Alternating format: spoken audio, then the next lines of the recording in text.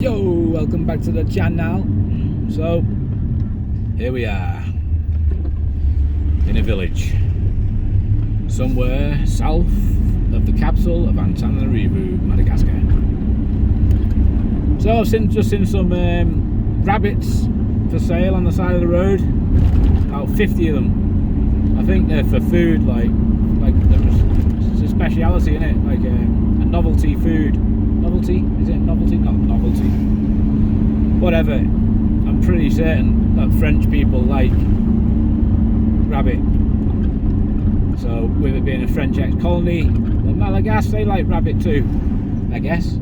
Some of them are used as pets though, some of them are kept as pets, but not many. They're nice fluffy white rabbits and that. I don't know where we're going here. We're going round the roundabout. One-way system. There we go. Yeah, just on our way to Toliara Bay. Pretty cold round here for some reason. I don't know what. I do in a way. I know why, but I don't know why that people that live in a hot country like this would choose to live in like the coldest place in the country. I mean, I know it's because their parents lived there and. Why is he signalling to go? What's he doing? That motorbike, see that? Oh my god. Yeah, because the parents are born in the cold places like Toliara Bay or Antananarivo, that sort of place. Well, because the parents work there, so they grow up there, they go to school there, and then they end up having a family there, marrying and settling down, having kids, so on, so on. And obviously, a city's been built in a cold area. So people flock to that city, I guess, for money. But if I had a choice, if I was Madagascar and I had a choice, I'd go and live where I'd like to live. Somewhere, I mean, I like the beach, I like sunshine, I like, you know, a sense of freedom there. I've just drove through Tana. Oh my God, never been so stressed in all my life, I swear to God, like, ridiculous. The traffic, the pollution, I didn't know the roads. It's stressful, like. But there you go. I don't want to go to Toliara too often anymore. I'm tired of this. I'm really tired of coming down here. Toliara. The problem is I've got loads of land and stuff down here, and if you don't look after your land, somebody can steal it or steal a small portion of it, move their barrier back and stuff like that. Then you've got problems a couple of years later or something. You find out the president's changed of the local village or something, and you're like, what am I going to do? And then you got to fight the guy when you don't even live there anymore. It's a problem. So I'm selling most of my stuff in Toliara, and even me bar discotheque. Although if somebody asked me today what you're going to do with that, I'd say I'm going to finish it, complete it, and rent it out as a nice discotheque #1 in Mangili. But I really don't know. I'm thinking to myself, just finish it, get it finished and sell it. Just get the money for it, because it'll be worth like about $50,000 or something like that when it's all finished, which is a lot of money in Madagascar. I can do a lot with 50 grand. So I don't really know, but I think it's got to go. I can't live 2,000 kilometers away from me property. It's just too far. It's not a holiday home that I've got, you know. It's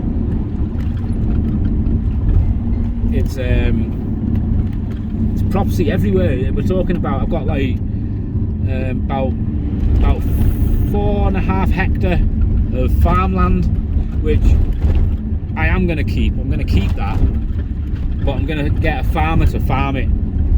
And normally the deal's 50-50, but I'm going to tell him, listen, if you farm it, I'll do you a better deal than that. Like, give me like 25% and you keep 75%.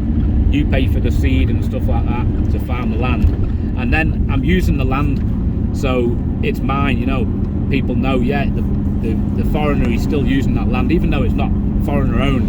People presume it's mine because I'm the one who deals with it all. My wife does her thing. She's a school teacher. she does her thing, and I do my thing, and my thing is property. So they all think that it's mine. And because it's a foreigner, some of them like will think, oh, if a foreigner's dangerous, he's got power because he's got money, so he can do anything. He can get the police here and put me in prison for stealing the land. He can do all sorts. Whereas other people just think, ha ha ha ha, the foreigner, yeah, to my high, for Vazar to my high, which means like the foreigner doesn't understand Madagascar, doesn't understand the system. They're a foreigner, but it's just bollocks, like.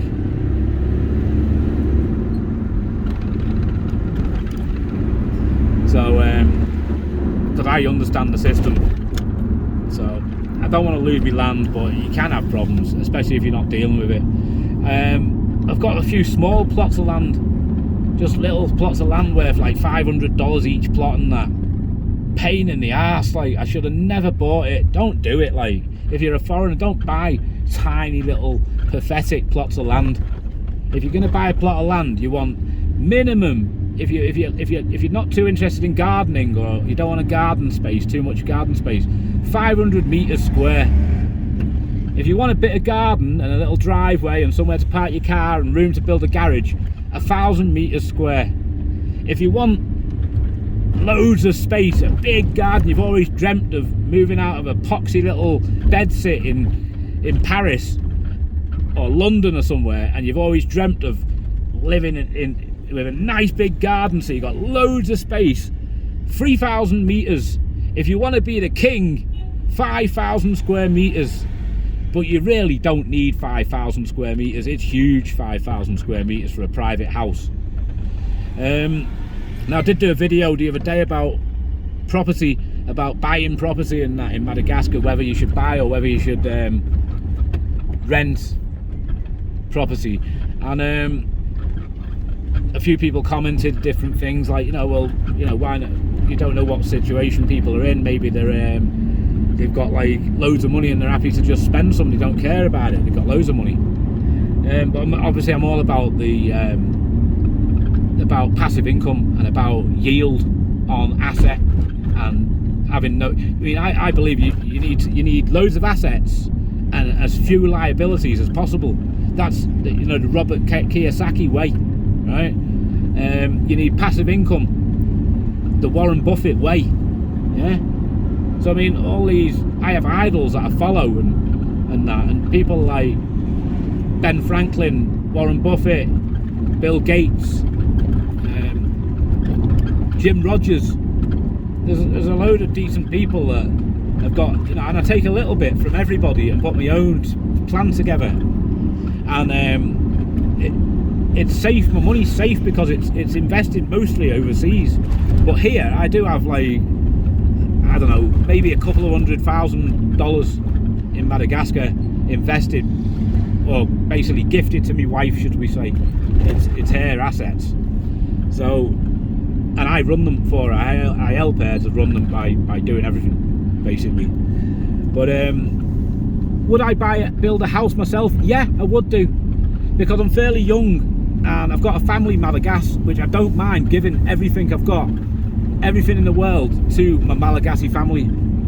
So I'm happy to build property. But I'm thinking, when I did that video the other day about buying or renting in Madagascar, it's aimed at what I think is likely situation. And I'm thinking a divorcee, foreigner, 45-year-old minimum, probably more like average 53-year-old. Yeah. So you've got, like, if you're 53 and you're a divorcee, you're looking to come here, find yourself a younger guy or a younger lady to look after you in your retirement and that, right? You're going to retire at 53, so you finish work at 53. Yeah. So you've got to have all your money together to last till you're, like, I don't know, let's say 80-year-old, right? So you're talking 27 years. So you haven't got a lifetime ahead of you. You've got 27 years. Yeah. And by the time you built your house, you're going to have like 23-year or 24-year rest, right? It's going to take you a couple of years to get the plot, and get the paperwork, and build the plot, and build the property, probably, right? So, and then what happens in 23 years? That house is gone. I don't know who's going to end up with that. Some Malagasy president of the area, who's going to end up with it? It might be hard for your family to sell it. You're going to drag your family, your sister-in-law, going to come here to Madagascar to sell your property. You know, it's hard work, like. So, and you might die early. You might die at 62, and so you got 9 years. So you got like 7 years of your house. So just rent. That's why I'm saying just rent, because it makes sense. And also, if you're young and you want to make money out of Madagascar, build little properties, the same as anywhere in the world. Build 4 small properties, yeah, and then if you wanted, you can rent 1 big property for yourself, and there'll be another big property worth of money left over from the 4 small properties, like you can use to live on, use to pay the bills for the house, little extra pocket money, pay the mortgage down, whatever it may be. So I think if you're going to come here, a nice plan is to come here with about 50 grand and build 4 small houses on a plot of land in Madagascar, in a city, in a village, somewhere like that, and happy days. That's what I'm thinking today. That's what's on my mind, and that's what I'm planning to do. Sorry for the bad camera work here, but my phone holder's a bit crap, so I'm balancing it on my steering wheel and my hand basically at the moment. Right, that's it for this video. Thanks for watching. Give us a like, give us a sub. See you in the next one. Bye for now.